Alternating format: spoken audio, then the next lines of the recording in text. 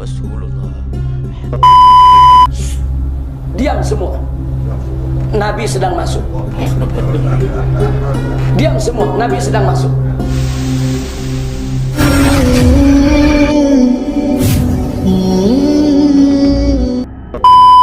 Bismillahirrahmanirrahim.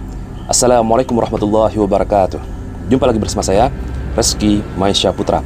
Sahabatku semua, di video kali ini saya ingin melanjutkan pembahasan kita pada video sebelumnya, yaitu tentang pengakuan abah guru sekumpul menziarahi makam Rasulullah di Madinah.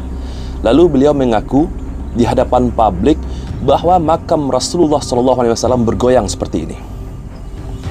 Lalu makam Rasulullah terbelah, bangkitlah Rasulullah dari kematiannya. Dan Rasulullah mendatangi abah guru sekumpul dan mencium lututnya. Subhanallah. Pada video sebelumnya, sahabatku semua, saya menukil pernyataan dari Ustadz Firanda. Heboh. Sudah saya prediksi, heboh. Banyak di kolom komentar yang menuliskan, jangan ambil pendapat Ustadz Firanda, karena Ustadz Firanda Wahabi. Bermacam-macam komentarnya. Bahkan channel ini pun dituduh channel Wahabi. Bukan hanya itu, saya pun dituduh seorang Wahabi. Sebelumnya, sahabatku semua, saya sudah memprediksi komentar-komentar seperti itu, sahabatku semua. Nah, di video kali ini, sahabatku semua, saya akan menukilkan pernyataan dari Habib Rizik Syihab dan Buya Yahya. Sebelumnya, sahabatku semua, kembali saya tegaskan kepada teman-teman yang menyaksikan video ini, kita tidak sedang membahas individu seseorang. Kita tidak sedang membahas individu beliau, tapi kita membahas pernyataan beliau di hadapan publik.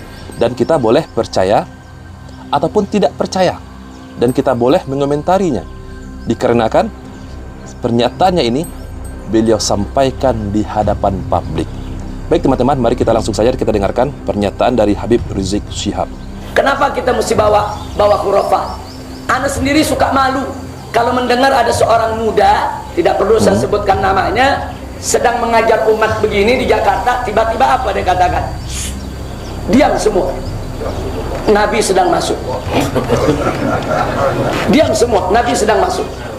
Semua diam. Umat seperti terhipnotis. Diam. Setelah itu Nabi sudah jalan. Nabi kirim salam kepada anda semua. Apa ini?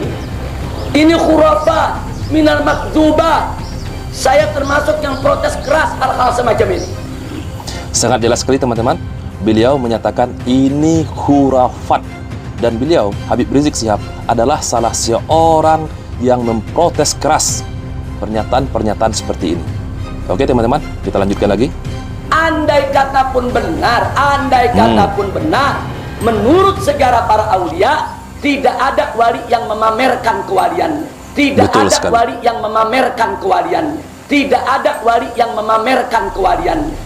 Apa di sini memamerkan? Mempertontonkan. Andai kata benar ada wali, andai kata benar ada wali yang melihat satu keajaiban sedemikian rupa, tak ada wali yang mempertontonkan keajaibannya di hadapan umat. Para aulia tawadu.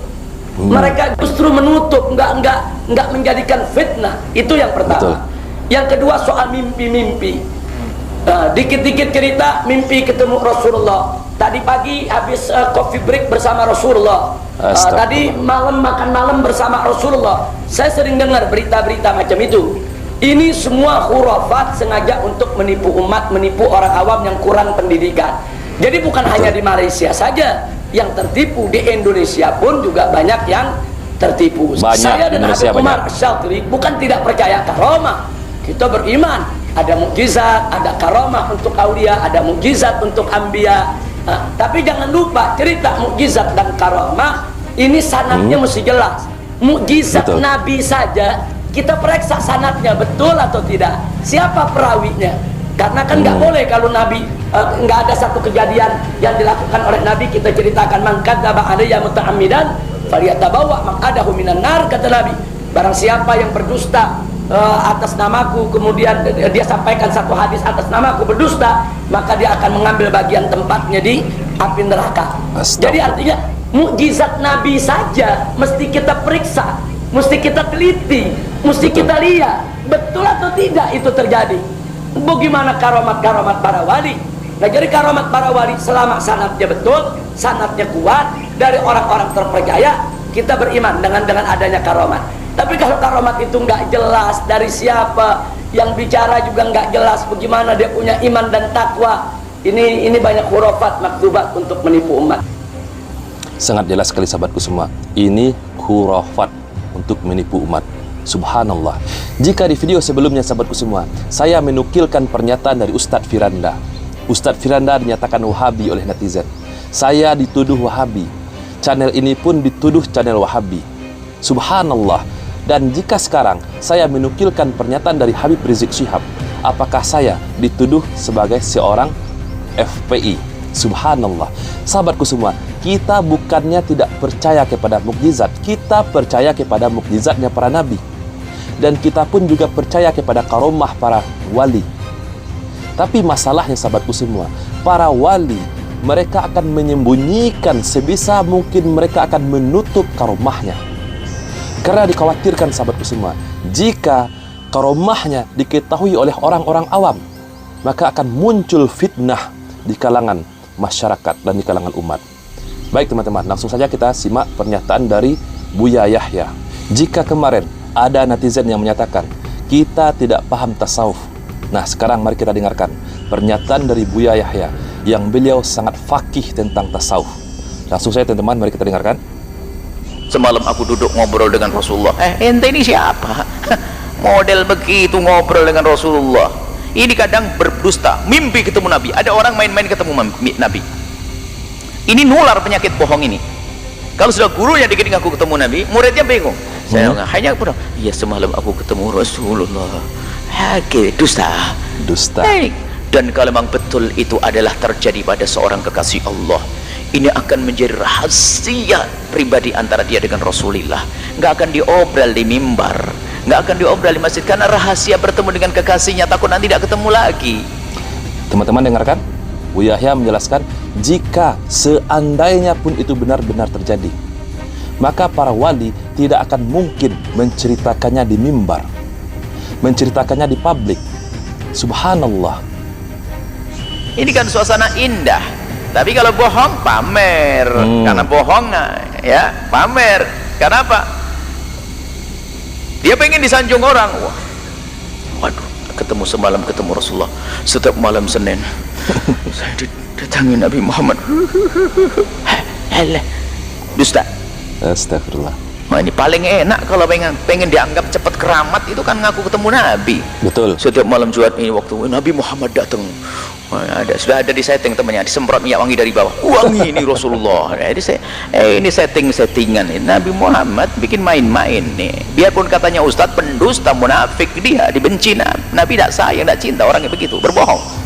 Sangat jelas sekali teman-teman. Beliau menyatakan, jikapun itu betul-betul terjadi, maka para wali akan menutup sebisa mungkin, apalagi menceritakan di hadapan publik, menceritakannya di hadapan umat.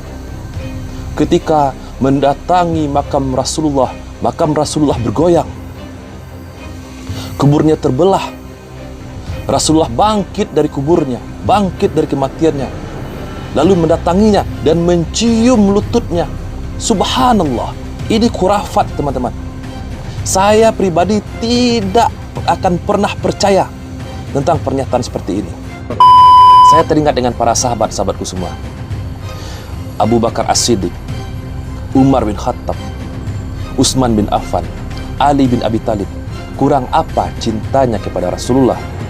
Kurang apa karamnya kepada Rasulullah? Seperti Bilal bin Rabah.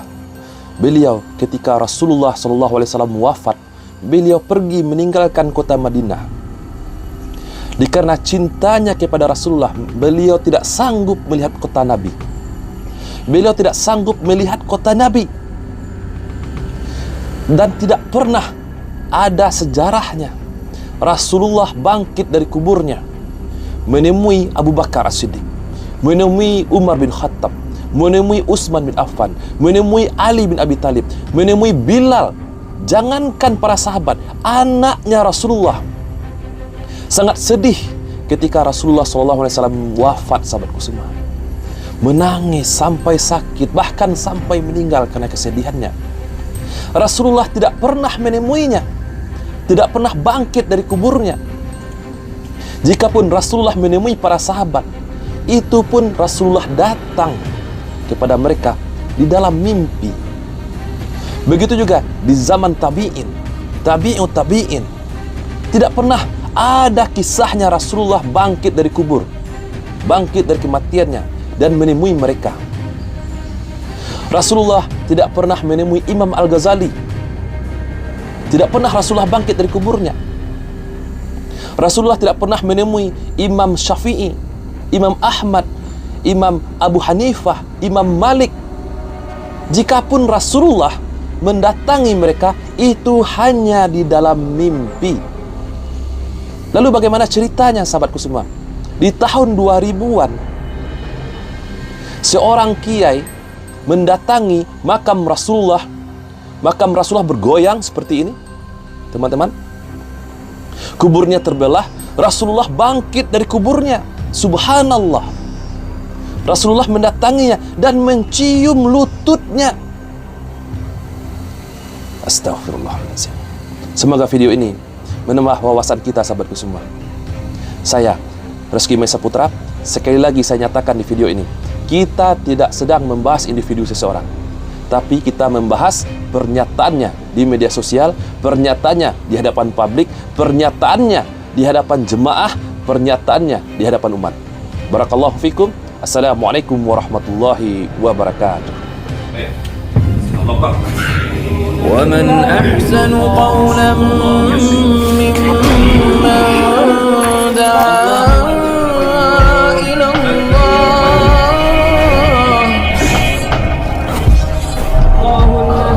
وعمل صالحا وقال إنني من المسلمين